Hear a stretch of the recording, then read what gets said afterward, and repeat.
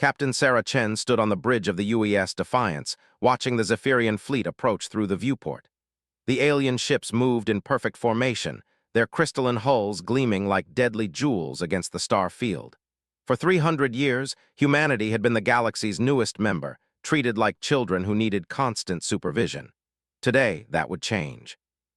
"Captain, they're broadcasting on all frequencies," reported Lieutenant Rodriguez from the communications station. "Standard surrender demand." Chen smiled grimly.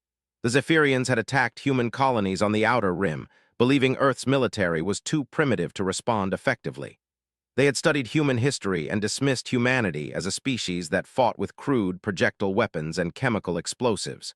They were about to learn why that was a mistake. "Open a channel," Chen ordered. The main screen flickered to life, revealing the angular, insectoid features of Admiral Crixtal, the Zephyrian fleet commander. His compound eyes reflected the bridge lighting as he spoke in his species' translated, clicking language. "Primitive humans, you will surrender your vessels immediately. Your resistance is futile against superior Zephyrian technology. We offer you the honor of becoming our servants rather than our prey." Chen leaned forward in her command chair. "Admiral, I appreciate the offer, but I'm afraid we'll have to decline. You see, you made one critical error in your calculations." Crixtal's mandibles clicked in what passed for laughter among his kind.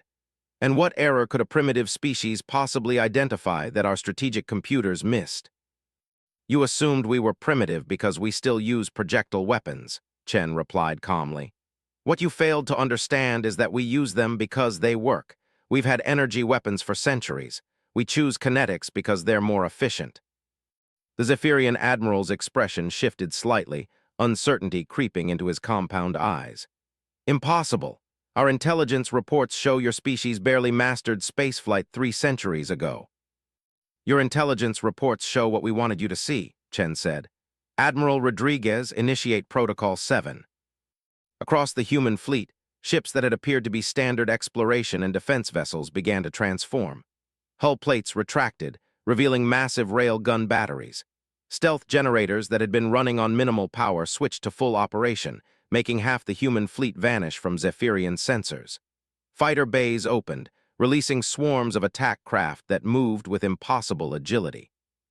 Admiral Crixtal stepped back from his communication device, his confidence evaporating as his tactical officer reported the readings from their sensors. "Sir, the human fleet's energy signatures just increased by 800%. These aren't exploration vessels. These are warships designed to look like civilian craft." Chen watched the alien admiral process this information. For 300 years, humanity has been preparing for this moment, not because we're naturally violent, but because we understand something fundamental about the galaxy that you don't.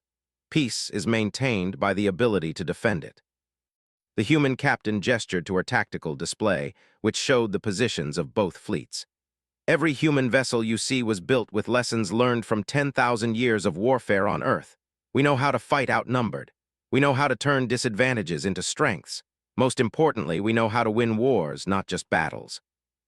Crixtal's tactical officer was now speaking rapidly in their native tongue, panic evident in his clicking vocalizations.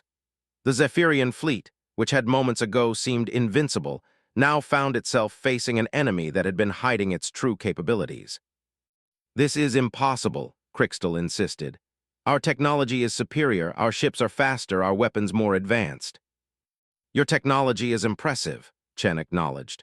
"But you've never faced an enemy that spent millennia perfecting the art of war. You see, Admiral, every human military academy studies the same basic principle: never underestimate your enemy. Unfortunately for you, that's exactly what you did." The first shots came not from the human fleet's visible ships, but from the stealth vessels that had moved into perfect firing positions, while the Zephyrians focused on what they thought was the main threat. Kinetic projectiles, accelerated to significant fractions of light speed, punched through Zephyrian shields as if they were made of paper. The crystalline hulls of 3 Zephyrian cruisers shattered under the impact, their exotic matter cores destabilizing in brilliant flashes of light.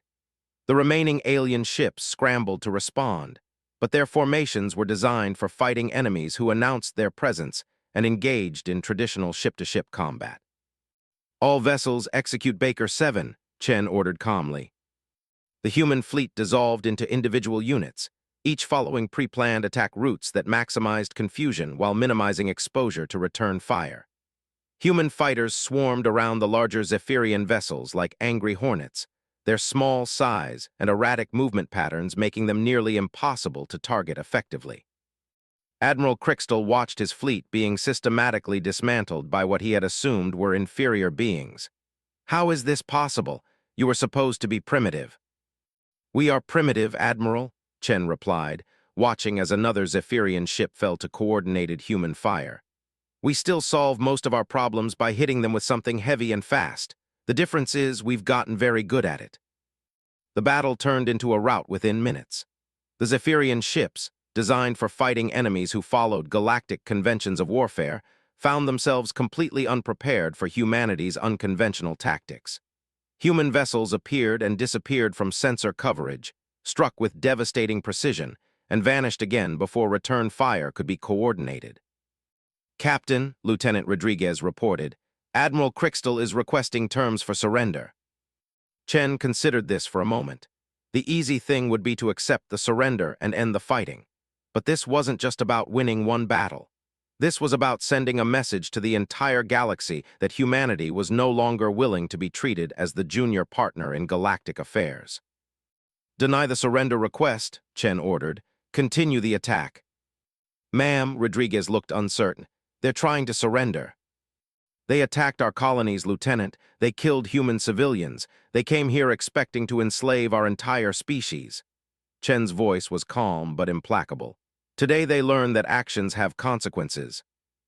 The last Zephyrian vessel, Admiral Crixtal's flagship, found itself surrounded by the entire human fleet. Its shields were failing, its weapons systems damaged beyond repair. The crystalline hull showed cracks from multiple kinetic impacts. Chen opened the communication channel one final time. Admiral Crixtal appeared on screen, his compound eyes now reflecting fear rather than arrogance. "Admiral, you wanted to know if we were primitive," Chen said quietly. "You're right, we are. We're so primitive that when someone attacks our families, we don't stop fighting until they can never do it again. Remember that when you report back to your superiors." The final kinetic strike pierced the flagship's core. The explosion lit up the space around them like a new star being born and dying in the same instant. As the debris field expanded and the human fleet regrouped, communication channels across the galaxy crackled with reports of the battle. The Zephyrians, one of the most advanced military forces in known space, had been completely destroyed by the species they had dismissed as primitive newcomers. On distant worlds, in government chambers and military academies, alien leaders who had spent centuries treating humanity as a minor curiosity began to reassess their assumptions. The humans had been hiding their true capabilities for 300 years, quietly building a military force that could challenge any power in the galaxy. Captain Chen stood on her bridge, looking out at the stars that suddenly seemed different than they had that morning. Humanity had just announced its arrival as a major power, and the galaxy would never be the same. "Set course for Earth, Lieutenant Rodriguez," she ordered. "I think it's time we had some serious conversations with our neighbors about renegotiating humanity's status in the galactic community." As the UES Defiance and its sister ships turned toward home, they carried with them the knowledge that the age of humanity being underestimated was over. The galaxy had seen what humans were capable of when pushed too far, and that demonstration had changed everything. The first score had been settled, but Captain Chen knew this was only the beginning. Word of this victory would spread, and soon every species in the galaxy would have to decide whether they wanted humanity as a friend or an enemy. For the first time in 300 years, that choice would be theirs to make.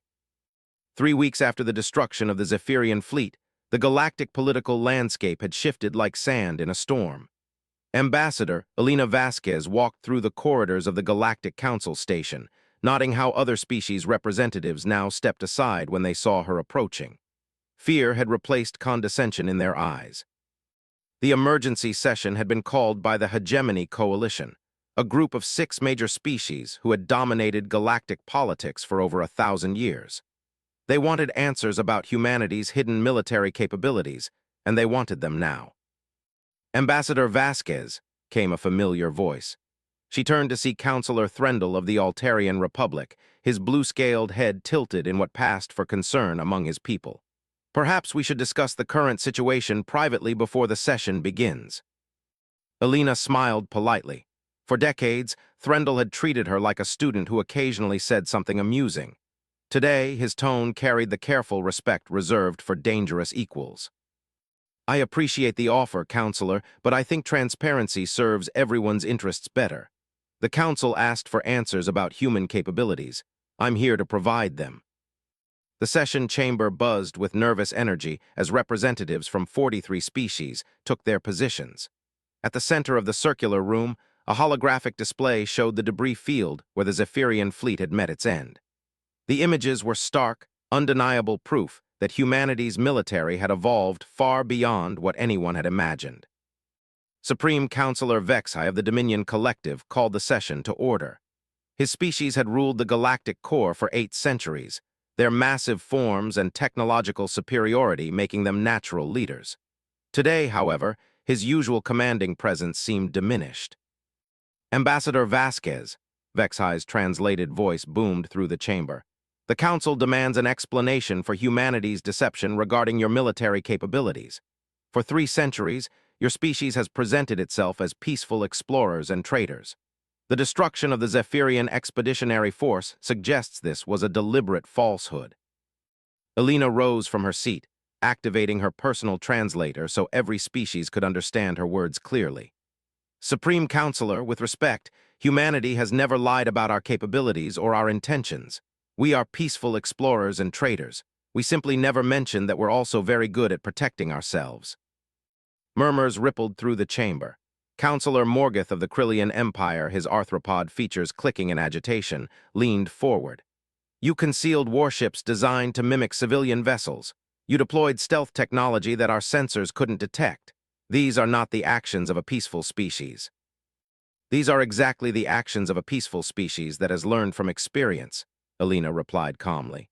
Counselor, your own species conquered 17 worlds in the last century. The Altarians maintain a battle fleet larger than the next 5 species combined. The Dominion Collective controls mining rights on 43 systems through what you diplomatically call protective agreements. She gestured to the holographic display. Humanity observed galactic politics for 3 centuries. We learned that peace in this galaxy is maintained by strength, so we prepared ourselves accordingly. Supreme Counselor Vexai's massive form shifted, his breathing apparatus making soft, whistling sounds that indicated stress. The Zephyrians were conducting a limited territorial action. The complete destruction of their fleet was an excessive response. Alina's expression hardened. The Zephyrians attacked 3 human colonies, Supreme Counselor. They killed over 50,000 civilians, including children. They then demanded our surrender and threatened to enslave our entire species. She paused, letting that sink in. In human culture, we call that an act of war, and when someone declares war on humanity, we respond accordingly.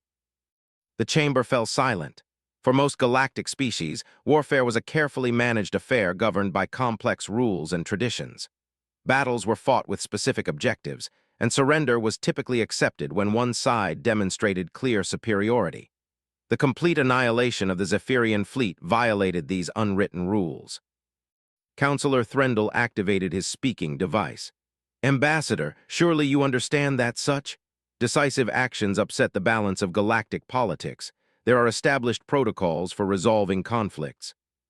There are established protocols for those who choose to follow them, Alina replied. The Zephyrians chose to attack civilian targets. They chose to threaten our children. At that point, Counselor, your protocols became irrelevant. She touched a control on her console, and the holographic display changed to show recordings from the Zephyrian attack on New Geneva Colony. The images were brutal. Crystalline fighters strafing evacuation transports, civilian buildings reduced to rubble, families running through burning streets. This is what the Zephyrians did to our people, Alina said quietly. They broadcast these images throughout their territory as entertainment. They laughed while our children died. Tell me, counselors, what established protocols address that? The chamber remained silent. Several representatives looked away from the images, but Alina continued. For 3 centuries, humanity has watched as stronger species imposed their will on weaker ones. We've seen colonies abandoned by the Council when protection became inconvenient. We've watched as limited territorial actions destroyed entire civilizations. And we learned. Supreme Counselor Vexai's breathing apparatus worked faster now. What exactly did you learn, Ambassador? We learned that in this galaxy, the only protection that matters is the protection you can provide for yourself. We learned that diplomatic protests mean nothing without the strength to enforce them. Most importantly, we learned that if you want peace, you must be prepared for war. Alina activated another display, this one showing star charts with human fleet positions. The data was classified, but she had authorization to reveal what was necessary. The reaction was immediate. Gasps, clicks, and whistles of shock echoed through the chamber as the representatives saw the true scope of human military deployment. "These are our current fleet positions," Alina announced. "We have been preparing for this moment for 300 years.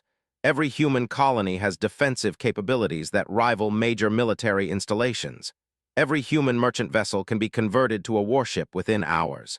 Every human citizen receives basic military training." Counselor Morgoth's mandibles clicked rapidly. "This is madness. You've militarized your entire civilization." "No, Counselor, we've ensured that our entire civilization can defend itself. There's a difference." Alina's voice carried the weight of conviction. "Humanity doesn't want to conquer anyone. We don't want to rule galactic trade routes or impose our will on other species. We simply want to live in peace and pursue our own destiny without interference."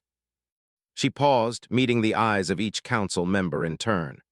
"But if anyone threatens our families, our colonies, or our freedom, they will discover that peace-loving humans make very dedicated enemies." The implications hung in the chamber like a storm cloud. For 1,000 years, the galactic order had depended on a careful balance of power between the major species. Humanity had just announced that they were no longer willing to be passive participants in that balance. Supreme Counselor Vexai finally broke the silence. "What does humanity want from this council?"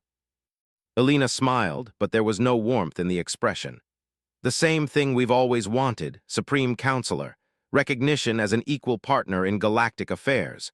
The right to protect our interests without interference. And assurance that no one will mistake our preference for peace as weakness ever again." "And if the Council cannot provide these assurances," Vexai asked, "then humanity will provide them for ourselves," Alina replied simply. "We spent 300 years hopping to join galactic civilization as friends and partners. We're prepared to spend the next 300 years protecting our interests alone if necessary." The chamber erupted in discussions as representatives activated private communication channels with their home governments. The old order was crumbling, and everyone knew it. Humanity had forced the galaxy to acknowledge them as a major power, but the full consequences of that acknowledgement were only beginning to unfold. As the session dissolved into chaos, Alina gathered her materials and prepared to leave. Counselor Threndel approached her, his scaled features showing confusion and concern. "Ambassador, surely there must be a path to compromise. Humanity has made its point. Perhaps we can discuss new arrangements that satisfy everyone's interests." Alina looked at the Altarian representative, remembering 3 centuries of condescending smiles and dismissive gestures. "Counselor, for 300 years, this council has told humanity what we could and couldn't do, where we could and couldn't go, what we could and couldn't protect. Today, that era ended." She walked toward the exit, then paused and looked back. "The galaxy is about to learn something that Earth's predators discovered long ago. Humans are not natural prey animals. We're persistence hunters. When we decide something needs to be dealt with, we don't stop until it's finished." As Alina left the chamber, she could hear the frantic communications between council members and their governments. War fleets were being mobilized, defensive positions strengthened, and alliances reconsidered. The galaxy was preparing for a new age, one where humanity would no longer be overlooked or underestimated. The reckoning had begun, and there would be no going back. Admiral Marcus Kane stood in the war room beneath Earth's lunar surface, studying the 3-dimensional galactic map that floated before him. Red markers indicated hostile forces, yellow showed potential threats, and blue represented human assets. 2 months had passed since the Galactic Council session, and the galaxy had chosen war over accommodation. The Hegemony Coalition had moved first, as Kane had predicted they would. 6 major species, led by the Dominion Collective, had announced their intention to bring humanity into compliance with galactic law through military action. They called it a police action. Kane called it a mistake. "Status report, Colonel Martinez," Kane ordered without taking his eyes off the display. Colonel Rosa Martinez, his chief intelligence officer, activated her workstation. "Sir, coalition forces are massing in 3 sectors. Primary fleet under Supreme Admiral Vexhai is positioned at Junction Prime, approximately 47 light-years from Earth. Secondary forces are gathering at the Krillian shipyards and the Altarian core worlds." Kane nodded, his weathered face showing no emotion.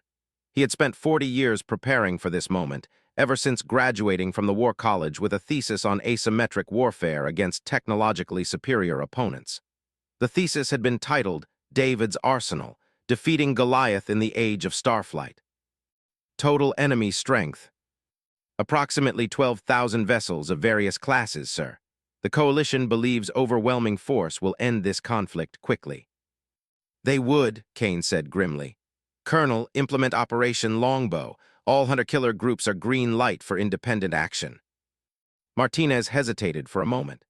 Operation Longbow represented a fundamental shift in human military doctrine. Instead of meeting the Coalition's massive fleets in traditional battle, humanity would scatter its forces and strike at the infrastructure that made such large formations possible. "Sir, once we initiate Longbow, there's no going back. The Coalition will consider it a declaration of total war." Kane finally turned from the display, his steel-gray eyes meeting Martinez's concerned gaze. "Colonel, the Coalition made this a total war the moment they decided humanity needed to be brought into compliance. We're just going to fight it on our terms instead of theirs." Across the galaxy, human forces began to move. Small, fast ships that had been positioned near major trade routes for months suddenly revealed their true purpose. Strike groups materialized out of deep space where they had been waiting in complete radio silence. The hunt had begun. Captain Yuki Tanaka commanded the destroyer UES Persistence, one of 12 vessels in Hunter Group 7. Their target was the Altarian logistics hub at Nexus Station, a massive facility that coordinated supply lines for half the Coalition fleet. "Contacts ahead," reported her sensor officer. 4 heavy cruisers and a battleship providing station defense. Tanaka smiled coldly. The Altarians were expecting a frontal assault by a large human fleet. They were not prepared for what was actually coming. "Signal the group," she ordered. "Execute pattern Alpha." The 12 human ships split into 4 triangular formations, approaching Nexus Station from different vectors. Each ship was small compared to the station's defenders, but they carried something the Coalition had never seen before: adaptive nanite warheads designed specifically to disable Altarian shield systems. The first exchange came at maximum range. Altarian particle beams lanced out toward the approaching human ships, but the destroyer's point defense systems intercepted most of the fire. What got through struck ablative armor designed to dissipate energy weapons. The human response was devastating. Kinetic projectiles loaded with nanites struck the Altarian shields and immediately began rewriting their harmonic frequencies. Within seconds, the station's primary defenses collapsed like a house of cards. "All ships focus fire on the battleship," Tanaka commanded. "Take it down fast." The Altarian battleship Glorious Dawn had served in the fleet for over 2 centuries. Its captain, war leader Kethros, had never lost an engagement. He watched in disbelief as his shields failed and human projectiles began punching through his armor like it was made of paper. "How are they doing this?" he demanded of his tactical officer. "Unknown, sir. Our shields are regenerating, but something in their weapons is corrupting the matrix faster than we can restore it." Kethros realized with growing horror that his massive, powerful warship was being systematically dismantled by vessels 1/10 its size. "Signal the fleet command. Tell them the humans have weapons that can neutralize our defensive systems." The message never got sent. The Glorious Dawn's communication array disappeared in a precisely targeted strike, followed by its weapon systems, engines, and finally its reactor. The pride of the Altarian fleet died without firing a single effective shot. Nexus Station itself lasted only minutes longer. Human Marines, launched from specialized assault pods, breached the station's hull and began working their way toward critical systems.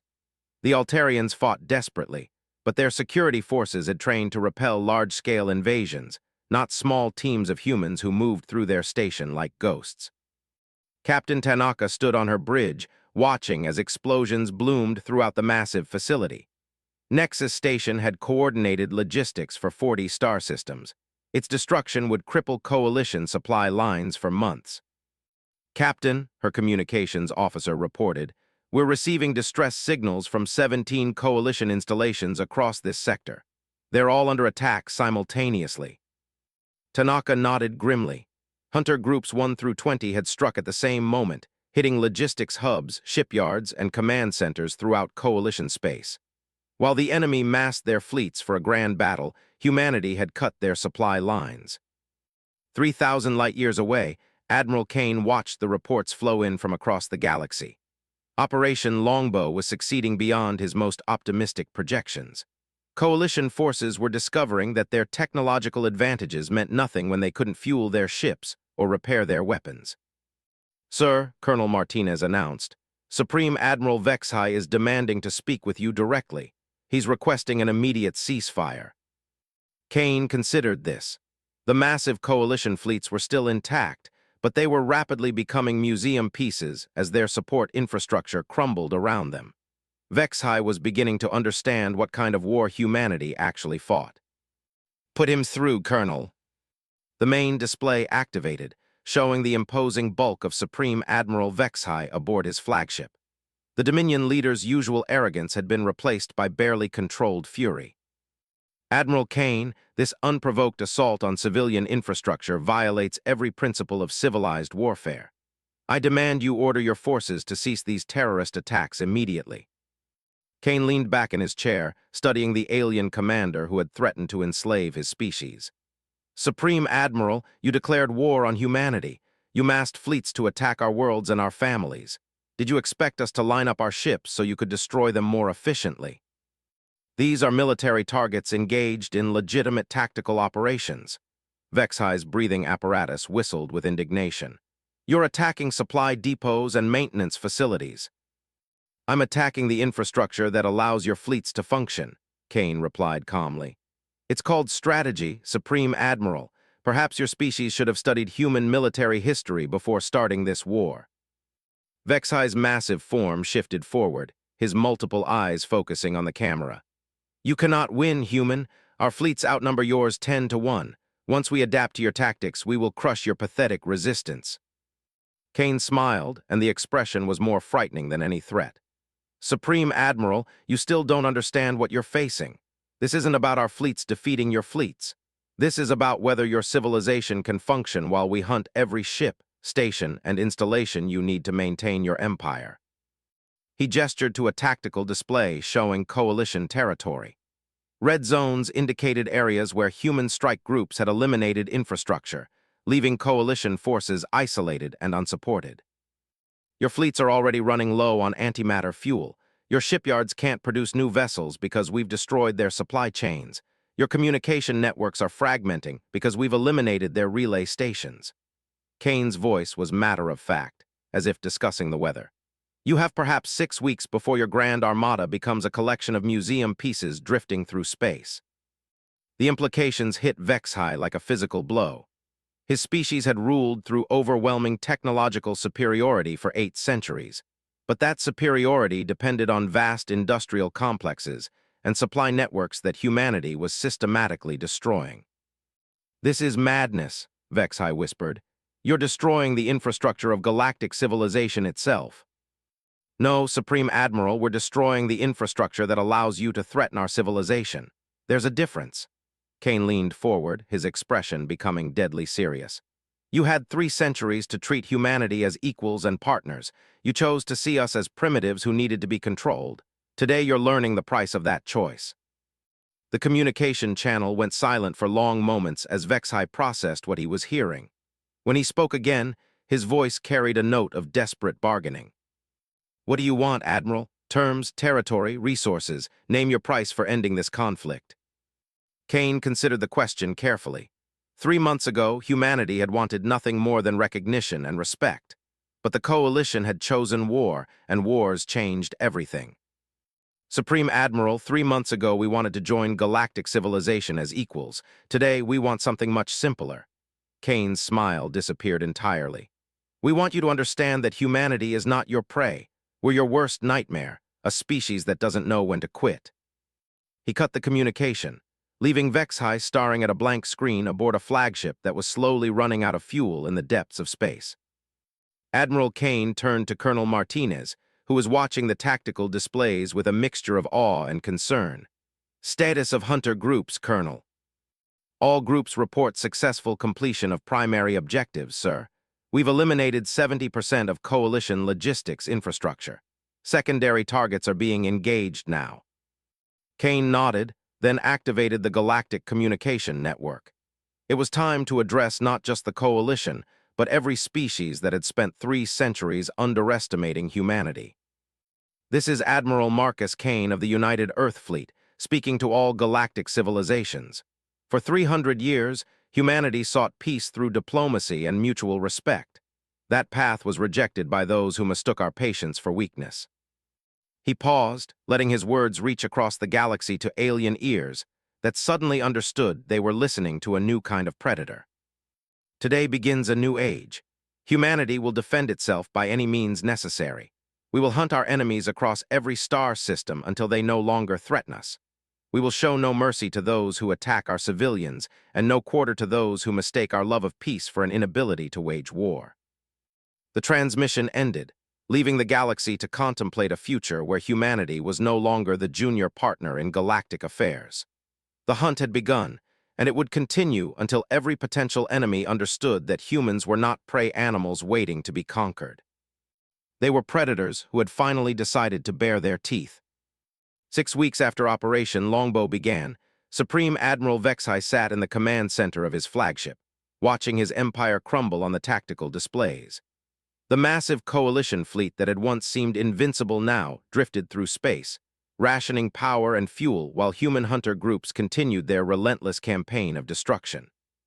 The bridge was dimly lit, life support systems running at minimal power to conserve energy. Around him, his officers worked quietly at their stations, their usual efficiency hampered by the growing realization that they were trapped in a war they couldn't win through conventional means. "Status report," Vexhai ordered wearily. His tactical officer, a young Dominion named Krelthos, activated the main display. "Sir, we've lost contact with 73% of our logistics network. The human strike groups have eliminated shipyards in 11 systems. Fuel reserves are down to 18% fleet-wide." Vexhai studied the tactical display, noting the red zones that marked areas where human forces had eliminated coalition infrastructure. What had started as isolated raids had become a systematic campaign of annihilation. "Any word from the other coalition fleets?" Admiral Morgith reports similar losses. The Altarians have withdrawn their remaining forces to their core systems. The Krillians are requesting permission to open separate negotiations with Earth. The Dominion leader closed his eyes, feeling the weight of 8 centuries of supremacy crashing down around him. His species had ruled the galaxy through superior technology and overwhelming force, but the humans had changed the rules of engagement entirely. "Sir," his communications officer announced, "we're receiving a transmission from the human fleet. Admiral Kane is requesting to speak with you." Vexhai straightened in his command chair, trying to project an authority he no longer felt. "Put him through." Admiral Kane appeared on the main screen, but he wasn't alone this time. Behind him stood representatives from dozens of species that had been watching the conflict with growing alarm. Vexhai recognized ambassadors from the Centaurian Republic, the Free Traders Alliance, and even some coalition member species. "Supreme Admiral," Kane said formally, "I'm transmitting the terms for ending this conflict. I suggest you review them carefully." A data packet appeared on Vexhai's personal console. As he read through the terms, his breathing apparatus began working faster. The demands were comprehensive and non-negotiable. Complete withdrawal of coalition forces from human space. Recognition of humanity as an equal sovereign power. Reparations for the destruction of human colonies. Most shocking of all, the dissolution of the hegemony coalition and the establishment of a new galactic governing body with proportional representation for all species. "These terms are unacceptable," Vexai said automatically, though his voice lacked conviction. The Coalition cannot surrender its authority to a species that has existed in space for only 3 centuries. Kane's expression remained neutral. Supreme Admiral, you seem to be operating under a misunderstanding. These aren't negotiating positions. These are the conditions under which humanity will allow your species to continue existing as a galactic power. The threat was delivered in the same calm tone Kane had used throughout the conflict, but the implications hit Vexai like a physical blow. He looked around his bridge, seeing the faces of officers who had begun to understand that their civilization's survival was at stake. You cannot seriously threaten the destruction of our entire species, Vexai said, but there was uncertainty in his voice. I'm not threatening destruction, Supreme Admiral. I'm explaining consequences. Kane gestured to someone off-screen, and the display changed to show a real-time tactical map of the galaxy. Your fleets are immobilized. Your industrial capacity is crippled. Your communication networks are fragmenting. How long do you think your empire can survive without the infrastructure to maintain it? Vexai studied the map, noting the vast areas of space now marked in red. Human forces had been systematically eliminating every installation that allowed the Coalition to function as a unified military force. They weren't just winning the war, they were ensuring that the Coalition could never threaten anyone again. This is genocide, Vexai whispered. No, Supreme Admiral, this is evolution, Kane replied. For 8 centuries, your species has imposed its will on others through superior firepower. Today you're learning what happens when someone shoots back more effectively. He paused, allowing the words to sink in. Humanity doesn't want to rule the galaxy, Supreme Admiral. We don't want your territory, your resources, or your subjects. We simply want to ensure that no one ever again mistakes our desire for peace as an inability to defend ourselves. Behind Kane, Ambassador Elena Vasquez stepped forward. Vexai remembered her from the council sessions when she had warned them about humanity's true nature. She looked older now, worn down by months of interstellar conflict. Supreme Admiral, she said quietly, 3 months ago humanity offered to join galactic civilization as peaceful partners. You chose war instead. Today we're offering you the same choice we gave ourselves, adapt or become irrelevant. Vexai's tactical officer leaned close to whisper in his ear. Sir, long-range sensors are detecting human fleet movements. They're positioning ships around our core systems. The Dominion leader felt the last of his hope drain away. The humans weren't just dismantling the Coalition's military capacity. They were preparing to ensure that rebuilding would be impossible. What guarantee do we have that humanity won't continue this campaign indefinitely? Vexai asked desperately. Kane considered the question for a moment. The same guarantee every species in the galaxy has always had, Supreme Admiral. As long as you don't threaten us, we have no reason to threaten you. The difference is, now you understand what happens if you make the wrong choice. He activated another display, this one showing human fleet positions throughout the galaxy. The scope of their deployment was staggering. Humanity had apparently been preparing for this conflict for decades, positioning forces to strike at every major Coalition installation simultaneously. Supreme Admiral, you have 6 hours to respond to our terms. After that, we will assume you prefer the current state of affairs to continue indefinitely. The communication ended, leaving Vexai alone with his thoughts and the devastating realization that his empire's age of dominance was over. Around him, his bridge crew waited for orders that he was no longer qualified to give. Hours passed as Vexai consulted with the remaining Coalition leaders, but the conversations were exercises in futility. Admiral Morgoth's Krillian forces were scattered and running low on ammunition. The Altarian Republic had already begun secret negotiations with Earth. The smaller Coalition species were abandoning the alliance as fast as their governments could draft withdrawal agreements. Finally, with less than an hour remaining before Kane's deadline, Vexai activated his personal communication system. He had spent 8 centuries believing that superior technology and overwhelming force made his species the natural rulers of the galaxy. Today, he would learn the hardest lesson of his life, that true power came not from the ability to destroy others, but from the wisdom to know when to stop fighting. Admiral Kane, he said when the connection was established, I am prepared to discuss your terms. Kane appeared on screen again, but this time he was alone. The neutral expression he had maintained throughout the conflict softened slightly, revealing the exhaustion of a man who had carried the weight of his species' survival for months. Supreme Admiral, are you surrendering on behalf of the Dominion Collective, or are you speaking for the entire coalition? The coalition no longer exists, Vexai admitted. The other species have withdrawn from the alliance. I speak only for my own people now. Kane nodded, unsurprised by this development. Very well. The terms for the Dominion are the same as those outlined earlier, with one additional condition. Vexai waited, dreading what new demand the humans might make. Your species will provide a full accounting of every world you've conquered, every species you've subjugated, and every civilization you've destroyed in the name of bringing order to the galaxy.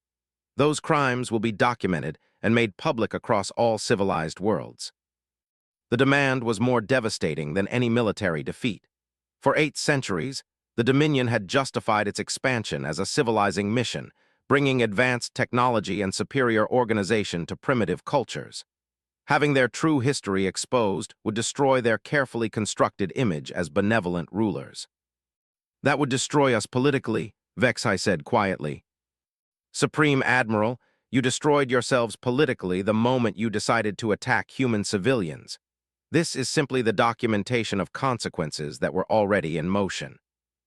Vexai closed his eyes, feeling the weight of 8 centuries of history pressing down on him.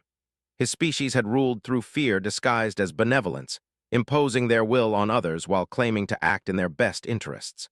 The humans had simply removed the disguise and shown the galaxy what the Dominion really was. I accept your terms, he said finally. Kane's expression remained neutral. Supreme Admiral, you should understand that accepting these terms doesn't end anything. It simply begins a new phase of galactic history. Your species will have the opportunity to find a new place in that history, but it won't be as rulers. The communication ended for the final time, leaving Vexai alone with the ruins of his empire and the knowledge that his species' age of supremacy was over. Outside his flagship's viewports, the stars looked the same as they had that morning, but everything else had changed. Across the galaxy, the news of the Dominion's surrender spread through hyperspace communication networks that humanity had carefully left intact. On 1,000 worlds, species that had lived under coalition rule for centuries began to understand that the old order was ending. The judgment had been delivered, and it was final. Humanity had proven that technological superiority meant nothing without the will to use it effectively, and that a species committed to survival could overcome any obstacle. The galaxy would remember this lesson for generations to come. Admiral Kane stood in his war room, watching the displays as coalition forces began powering down their weapons and preparing to return to their home systems. The war was over, but the work of building a new galactic order was just beginning. Humanity had settled its first score with those who had underestimated them. Soon, every species in the galaxy would understand that the age of human submission was over, and a new era of genuine equality was about to begin. 1 year after the fall of the Hegemony Coalition, Ambassador Elena Vasquez stood on the observation deck of New Geneva Station, watching as delegates from 87 different species arrived for the first session of the reformed Galactic Assembly. The massive space station, built in neutral space equidistant from Earth and the former Coalition core worlds, represented everything the old Galactic Council had not. True equality, proportional representation, and the understanding that power came from cooperation rather than domination. The view was spectacular. Ships from across the galaxy approached the station in carefully coordinated patterns, their diverse designs reflecting the incredible variety of civilizations that had finally been given equal voices in galactic affairs. Sleek Centaurian vessels glided alongside massive Altarian cruisers, while small but efficient human ships escorted former coalition delegates who had requested safe passage guarantees. "Ambassador," came a familiar voice behind her. Elena turned to see Admiral Kane approaching, no longer wearing his military uniform, but rather the formal diplomatic attire of Earth's senior representative to the new assembly. "Admiral, though I suppose it's Director Kane now," Elena said with a smile. "Are you ready for this?" Kane looked out at the gathering fleet, his expression thoughtful. "As ready as anyone can be for rewriting the fundamental structure of galactic civilization. How are the other delegates adapting to the new protocols? Alina consulted her tablet, reviewing the reports from the various diplomatic missions. Better than expected, actually. The smaller species are thrilled to finally have meaningful representation. The former coalition members are still adjusting, but they're participating constructively. Even former Supreme Admiral Vexhai has been cooperative in the war crimes documentation process. The transformation had been remarkable. The species that had once ruled through fear and technological superiority were learning to function as equals among the galactic community. It wasn't an easy transition, but the alternative had been made very clear during the war. Any significant resistance? Kane asked. The hegemony remnants tried to form a new alliance last month, but it collapsed when the Krillians refused to join. Apparently, they've decided that cooperation with humanity is preferable to another military confrontation. Kane nodded grimly. The lesson had been harsh but effective. Every species in the galaxy now understood what happened when someone chose to threaten humanity's interests. The choice between cooperation and irrelevance was stark and undeniable. They were interrupted by Alina's aide, a young human diplomat named Thompson who had been working on the assembly protocols for months. "Ma'am, Director Kane, the opening session is about to begin. The delegates are taking their positions in the assembly chamber." Alina and Kane made their way through the station's corridors, nodding the careful attention to detail in every aspect of the facility's design. Unlike the old council chambers where the major species had dominated central positions, the new assembly was arranged in concentric circles with rotating seating assignments. No species would ever again be able to claim a position of permanent superiority. The assembly chamber itself was a masterpiece of diplomatic engineering. The circular design ensured that every delegate could see and be seen by all others, while translation systems provided real-time communication in over 200 languages. Most importantly, the voting systems were designed to prevent any single species or alliance from dominating decisions that affected the entire galaxy. As they entered the chamber, Alina was struck by the sight of so many different forms of life gathered in one place for a common purpose. Insectoid Krillians sat next to reptilian Altarians, while gaseous Etherians floated in specialized containment fields near silicon-based crystallines. At the center of it all, humanity occupied the same modest allocation of seats as every other species, despite being the architects of this new order. Director Kane took his position at the podium, activated the translation systems, and addressed the assembly for the first time. "Delegates, representatives, and honored guests, we gather today not as conquerors and conquered, not as rulers and subjects, but as equals in the common enterprise of galactic civilization."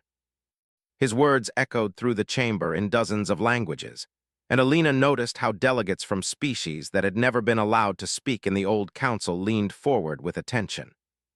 1 year ago, the galaxy was divided between those who ruled through force and those who submitted to that force.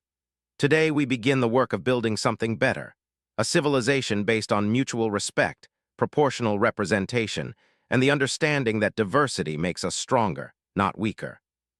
Former Supreme Admiral Vexhai sat in the Dominion section, his massive form reduced somehow by the knowledge that his species was now just one voice among many.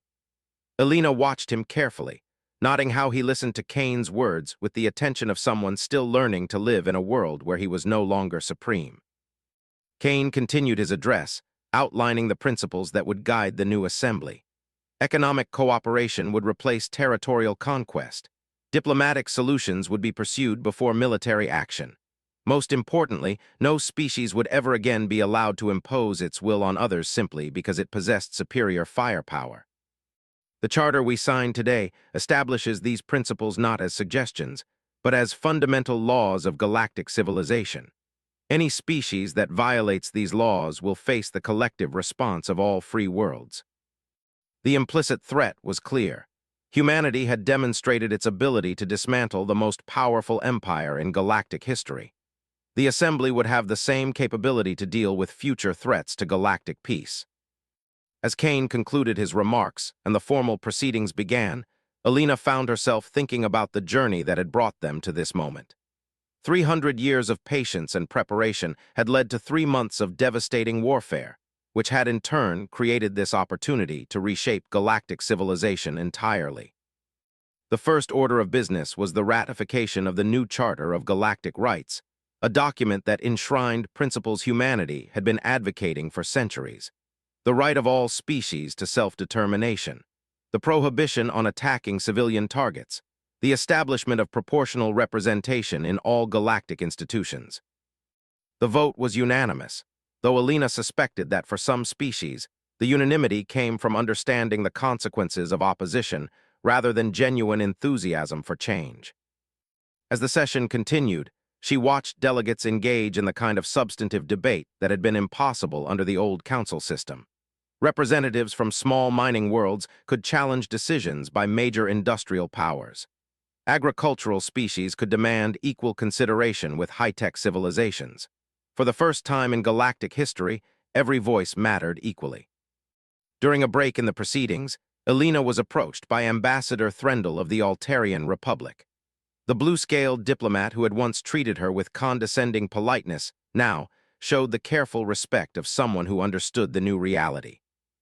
Ambassador Vasquez, I wanted to express my species' gratitude for humanity's restraint during the reconstruction process. You could have imposed much harsher terms. Alina considered his words carefully. Ambassador, humanity never wanted to punish anyone. We simply wanted to ensure that the mistakes of the past wouldn't be repeated. Your species is adapting well to the new reality. Indeed, Threndel agreed. Though I confess many of us are still learning to think of ourselves as equals rather than superiors, old habits die hard. They do, Alina acknowledged. But the alternative to adaptation is irrelevance. I think most species have figured that out by now. As the session resumed, Alina watched the delegates work through the complex process of establishing new trade agreements, defense protocols, and exploration guidelines. Every decision required genuine consensus building rather than the imposition of will by the strongest party. It was slow, sometimes frustrating work, but Alina could see the foundation being laid for a truly stable galactic civilization.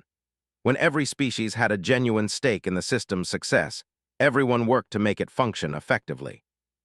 The highlight of the day came when the Assembly voted to establish the Galactic Defense Force, a multinational military organization designed to protect all member species from external threats. Unlike the old coalition forces that served the interests of the major powers, the GDF would be commanded by rotating leadership and composed of forces contributed proportionally by all member species. Director Kane was unanimously elected as the first Supreme Commander, a position that rotated every 5 years among qualified candidates from different species. It was a recognition of humanity's role in creating the new order, but also an acknowledgement that no single species should hold permanent military authority. As the first session of the reformed Galactic Assembly concluded, Alina stood again on the observation deck, watching as delegates from across the galaxy departed to carry news of the new order back to their home worlds. The work was far from over. It would take years to fully implement the new systems and decades to build the trust necessary for them to function smoothly.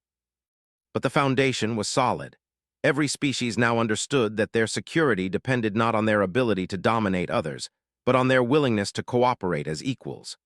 The old cycle of conquest and subjugation had been broken, replaced by something unprecedented in galactic history, a civilization based on mutual respect rather than superior firepower.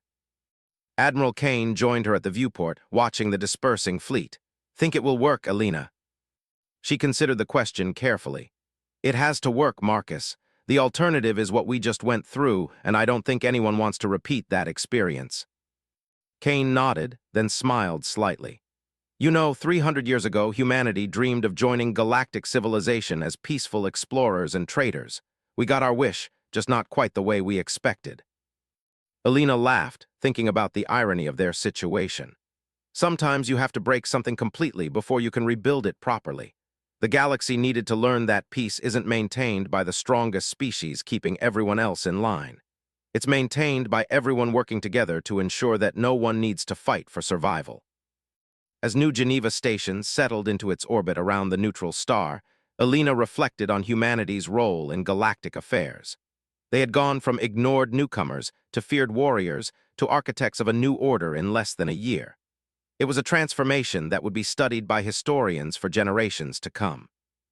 But more importantly, It was a transformation that ensured humanity's children would grow up in a galaxy where cooperation mattered more than conquest, where diversity was celebrated rather than suppressed, and where the strongest species used their power to protect the weak rather than exploit them. The galaxy had shuddered when humanity settled its score with those who threatened their families. Now it would prosper under the new order they had built from the ashes of the old. The age of human submission was over, and the age of galactic equality had begun. In the depths of space, the stars continued their ancient dance, but the civilizations that moved among them had learned a new rhythm.